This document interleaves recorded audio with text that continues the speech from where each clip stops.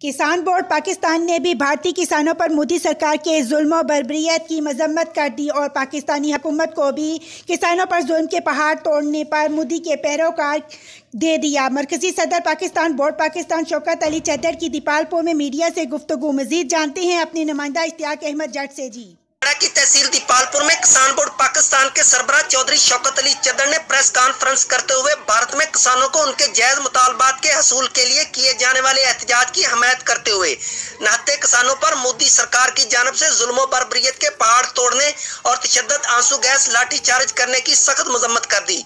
दूसरी जानब उन्होंने पाकिस्तान में किसानों मुआशी तौर पर तबाह करने और जालमाना पुलिसियां बनाने पर इमरान हुकूमत को भी मोदी सरकार का पैरोकार करार दे दिया। उनका कहना था कि अब हुकूमत ज़राई इजनास पर भी जालमाना टैक्स लगा रही है जो नामंजूर होगा।